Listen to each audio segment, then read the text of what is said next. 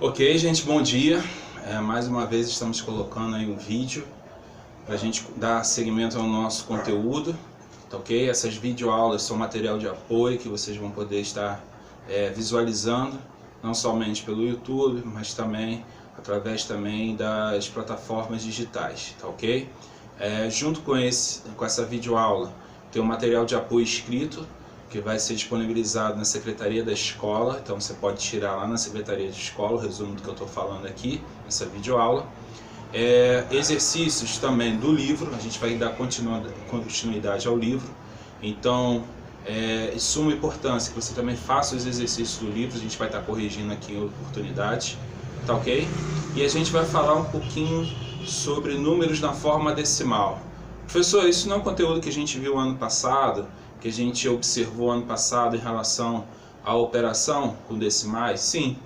E novamente, a gente precisa resgatar esse conjunto para que a gente possa fazer as operações relacionadas a números decimais, na forma também das frações que a gente viu e nessa forma com vírgula. Bom, o que é o número decimal? O número decimal nada mais nada menos que o quociente entre dois números, onde a presença da vírgula é manifestada, ou seja, todo número decimal tem vírgula. E o que a vírgula traz consigo? Traz uma nova gama de números. A gente tem números que são divididos pela décima, centésima, milésima, décimo de milésimo, centésimo de milésima parte. Isso quer dizer casas decimais após a vírgula. Essas casas decimais são classificadas de acordo com o número de zeros do quociente, ou seja, quando você divide um número pela décima parte, você vai ter uma casa decimal. O exemplo do 4 décimos, que está lá na folha de resumo de vocês. 4 dividido por 10. 4 dividido por 10, 10 só tem um zero. Então eu vou ter uma casa decimal. Como é que fica esse número? 0,4 décimos. Professor, se eu pegasse esse mesmo 4 e dividisse por 100, dividiria pela centésima parte. Ou seja, esse 4 teria duas casas decimais. Então como é que ficaria esse 4 dividido por 100? 0,04 centésimos. Milésimos, 3 casas após a vírgula. Décimos de milésimo, 4. Centésimos de milésimo, 5. E assim por diante, tá ok? Lembrando sempre que o número decimal não quer dizer, gente, que a quantidade de casas decimais após a vírgula diz que esse número é maior ou menor. Tá ok? Não tem nada a ver com isso. Só quer dizer o quociente que ele foi submetido. Bom, ainda dentro dos números decimais, eles são divididos através da vírgula, que a gente chama de parte inteira, tudo aquilo que está à frente da vírgula, e parte decimal, tudo aquilo que está depois da vírgula. Tudo que está antes da vírgula a gente chama de parte inteira. E quando a gente fala de inteiro, a gente está falando do sistema de medidas de unidade, dezena, centena, unidade de milhar, dezena de milhar, centena de milhar, unidade de milhões e assim por diante. Quando entra a vírgula, após ela, os números também têm uma ordem. A gente chama essa ordem decimal. É o décimo, centésimo, milésimo. Décimo de milésimo, centésimo de milésimo, milionésimo. Décimo de milionésimo, centésimo de milionésimo, bilionésimo. E assim por diante, tá ok? Bom, professor, o que a gente vai rever nesse conceito com os números decimais? A gente vai rever os conceitos das operações de adição, subtração, multiplicação, divisão, potências e raízes. Isso, novamente, vai ser fundamental para o estudo dos números inteiros. Por quê? Os números inteiros a gente vai trabalhar muito esse ano. E os números inteiros apresentam-se na forma racional, positivo e negativo. Isso quer dizer fração e decimal, positivo e negativo. Por isso a gente vai resgatar esse conceito, tá ok? Bom, além da questão da vírgula, do quociente formado pelo número decimal, a gente também vai falar das comparações entre números decimais. E há dois tipos de comparação que a gente faz com decimais. Um pela parte inteira e a segunda pela parte decimal. Pela parte inteira, antes da vírgula. Como é que eu comparo a parte inteira? Sempre pelo valor relativo ou valor absoluto que o número vai se apresentar. Por exemplo, eu quero comparar 4,04 e quero comparar 5,1. 4,04, parte inteira, 4. Parte decimal, 0 e 4. 5,1, parte inteira, 5. Parte decimal, 1.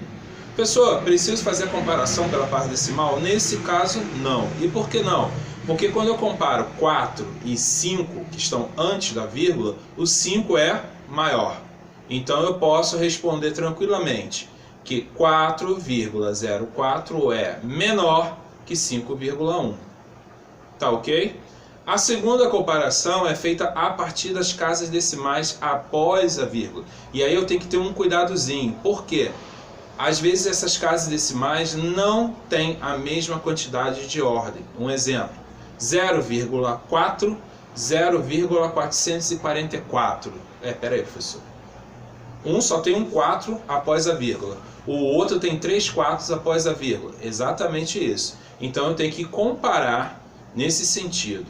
Em como é feita essa comparação? Acrescentando algarismos para que o número de casas decimais, tanto do 0,4 décimo como do 0,444 milésimos, sejam iguais. E que algarismo é esse? A gente já estudou. É um algarismo que não tem valor absoluto. E esse algarismo é a dica aqui, ó, zero.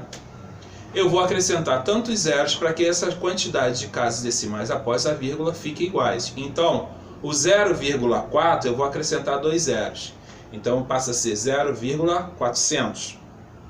0,444 eu já tenho 3 ordens após a vírgula. Então não preciso mais acrescentar. E quando eu comparo 400 com 444, o que eu posso dizer? Pensa aí. Exatamente isso, professor. 400 é menor que 444. Então eu posso afirmar que 0,4 é menor que 0,444. Tá ok? Eu sei que assim falando fica muito solto esse conteúdo. Por isso o material de apoio é de suma importância que você vá à coordenação da escola e peça para ser impresso, para ser entregue a vocês. Junto com esse material vai também o link de videoaulas para vocês também consultarem, para vocês terem mais exercício, mais bagagem, mais conteúdo. Além disso, tem lá o exercício do capítulo 1, no módulo 3, módulo 1, capítulo 3, da página 162 a 164. Façam o exercício. Se antes eu já batia nessa tecla do exercício, que é de suma importância para o entendimento da disciplina matemática, imagine agora que a gente não tem mais esse contato pessoal. Então eu preciso que vocês façam os exercícios, para que esses exercícios também sejam fonte de entendimento desse conteúdo. Volto a falar, são as primeiras videoaulas, desculpe aí qualquer falha, a gente está tentando se aperfeiçoar nesse mecanismo, que para mim também é novo, mas eu creio que com o decorrer do tempo a gente vai se adequando. No mais, continue tomando os cuidados devidos, continue com essa manutenção, continue com esse resguardo, desse retiro, né, vamos dizer assim, dentro de casa. Cuidem dos seus parentes, não deixe que esse vírus domine a sua família, tá ok? No mais, um forte abraço, tô com saudade de vocês. E aí não esqueça, já que vocês estão em casa, quem é meu aluno já sabe o que é isso aqui, né? Já tá ligado na piada, é piada interna, tá? Mas então, aproveitem essas aulas pra gente tirar um pouquinho aí desse atraso e brevemente a gente estará de volta. Forte abraço, fique com Deus.